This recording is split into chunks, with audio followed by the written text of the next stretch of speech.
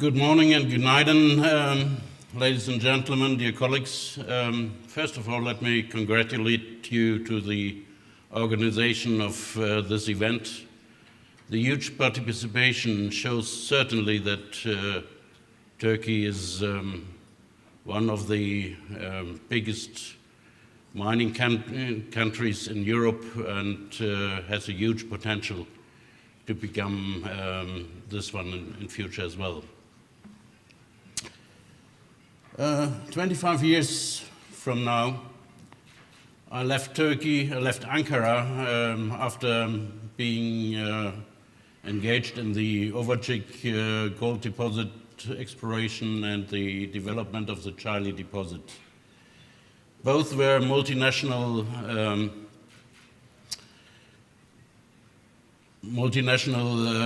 companies with experts from several countries, and even at that time, 25 years ago, we needed to have a common language. Now, let me introduce you first of all to the European Federation of Geologists. What are we? We consider ourselves the voice of the European geoscientists. It's a non-governmental professional organization established in 1980, based in Brussels, Belgium.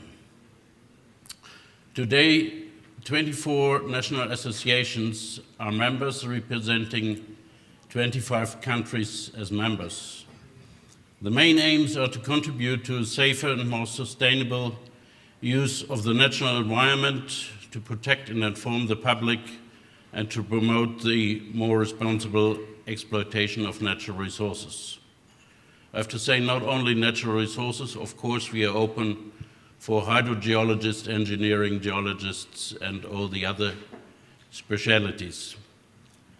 The guidelines to achieve these aims are the promotion of excellence and the application of geology, the creation of public awareness of the importance of geoscience, and awarding the Eurogeologist qualification, which is recognized worldwide. Our vision is that the activities of the professional geologists should be based in the triangle between environmental responsibility, contribution to public safety and education, and the commercial responsibility against the companies and the society. To achieve these goals, we have a constant training program, which is on the one side carried out by the national organizations. For example, in Germany, where I come from, we have 2 to 4 workshops a year on the topic of reporting reserves and resources. And on the other hand, we have training events from the European Federation of Geologists, like a workshop this year on deep geothermal energy on Santorini. We're planning for the next year a workshop on porphyry copper deposits in Serbia and a workshop on epithermal gold deposits in Turkey. This is a map of the member states.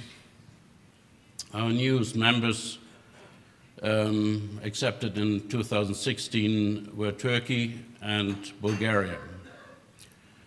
Besides being a member of the EFG, there's also the possibility to be an associated member, as the US Americans and the Canadians, the South Africans are in the moment. In the moment, more than 43,000 geologists are organized in the European Federation of Geologists from the 25 countries. As you can see, the distribution of the membership numbers is a little bit unusual. That belongs to that fact that in some countries of our members, we have mandatory chambers where you have to be a member to become, to work in the country. This is the case in the UK, in Italy, in Croatia, in Cyprus, in Czech Republic, in Spain, and Poland. In the other countries, there's no such geological chamber. The European Federation of Geologists is participating in a number of EU-funded projects. Mark already introduced us to the Intro project and the Miniatura. Besides this, there's one of the major projects, it's Kindra on hydrogeology, and various others like CHPM 2020, it's a geothermal project. We have 9 projects in total running at the moment. A few others are coming on, and 4 have been already finished. The EFG is recognized worldwide, and we are working on the PERC committee and on the IUGS and various geoethical organizations. We have a number of publications, monthly and weekly, like the European Geologist, the GeoNews, and the GeoWeek.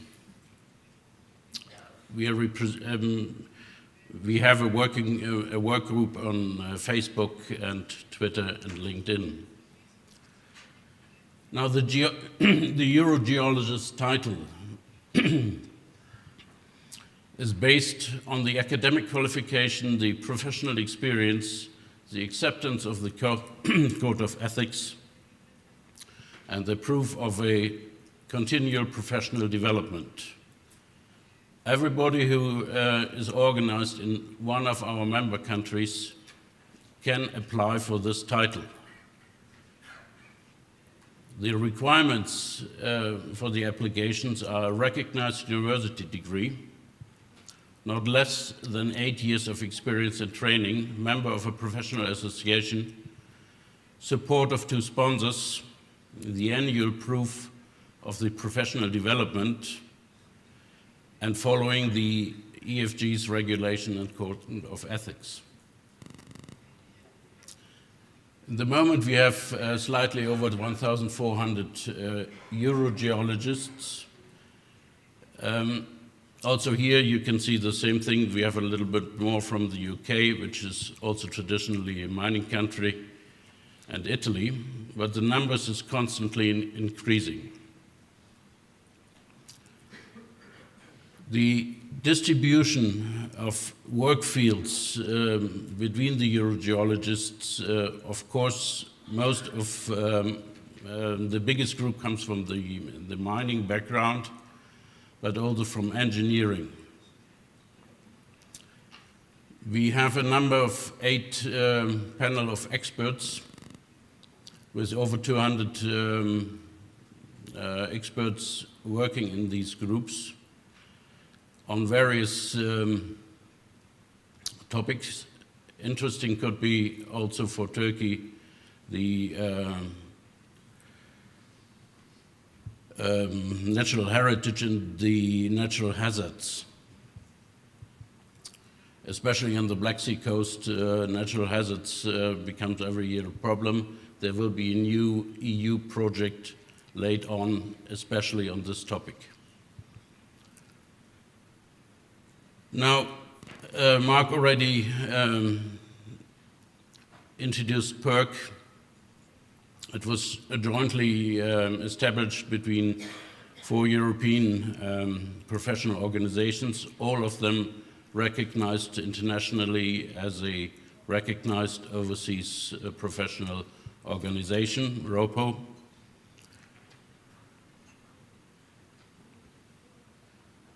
The Eurogeologist is not necessarily already a competent person. To become a competent person, you need 5 years of experience in the relevant field of your profession. You have to follow the principle of self-certification and peer review. Now, as an example, I have about 35 years of professional experience. I'm a competent person for certain deposits like copper deposits, fluorite, barite, but I'm not a competent person on coal. I'm not a competent person on diamonds, simply because I've never worked in that area. That we have to consider in future. Being a competent person does not mean that you can do everything. Well, this we have had already. The Eurogeologist is internationally recognized, the same as the European Federation of Geologists, as a ROPO, from Australia to Canada and from South America to South Africa. Now, in the past, our situation as competent persons was that we were learning from older colleagues by experience. Every country, every company had its own regulations. For example, in Germany, we had similar regulation like in Turkey, that were the A, B, and C reserves, and we had no resources, only one standard. We changed that. And we were talking different languages, both by tongue and by the interpretation of our regulations in our countries. Like if you have an international mine, the picture here is a mine, a lithium mine, which partly is in Germany and partly in Czechia. Both countries in the past had totally different reporting regulations. After BRIEX and other events, the situation changed. We had to come to a common agreement. By the way, BRIEX and the other events were not something from the 20th century. We had that in one of our German mines in the 19th century, where the lead concentrate was, let's say, enriched by silver coins. Salting of gold deposits in the United States is a very, it's another example for that.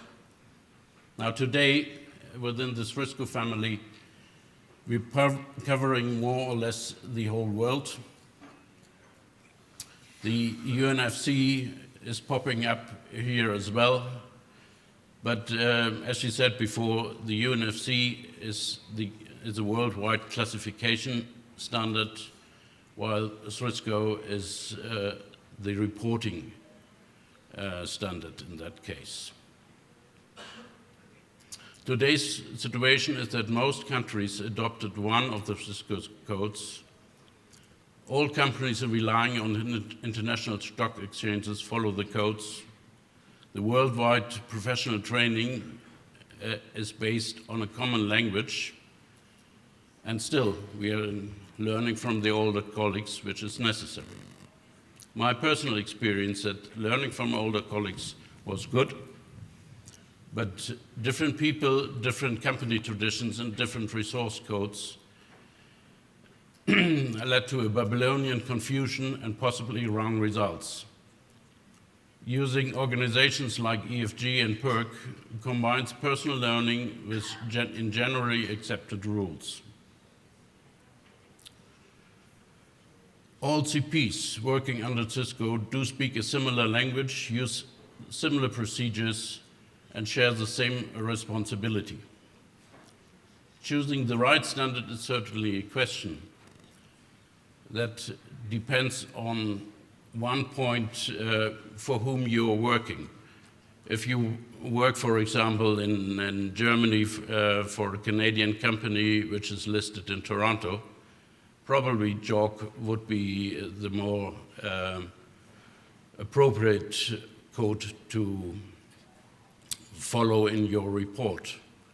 Nevertheless, Mark already indicated that, and I used to do that as well, that we wrote in our report that it's compatible to JORC and PERC or whatever is important in the moment. PERC is recognized by the ESMA, the European Stock Exchanges. That gives an advantage. It's worldwide accepted. The assistant in training is available nearby and within the same time zone. In a case of emergency, you can always call. And the Eurogeologist with the relevant experience as a competent person is worldwide accepted. Also, risk-aligned standards follow the same principles in an identical set of core definitions. The differences are because of different jurisdictions and different markets. It specifies how and by whom the public reports should be prepared. The PERC standard requires all publicity-get resources to have a reasonable prospects of eventual economic extraction. We do not include the undiscovered sub-economic or non-economic resources in that respect. And the short and medium planning should use resources and reserves reported under the CRISCO standards. Now, if you look at that last slide, we all know the three guys at the left. Those are what we learned to work in the field and to do our job. Our colleague at the right, well, he's forgot most of his professional experience in the field, and we have to control this aspect of ourselves. Thank you, Glück auf, and Teşekkür ederim.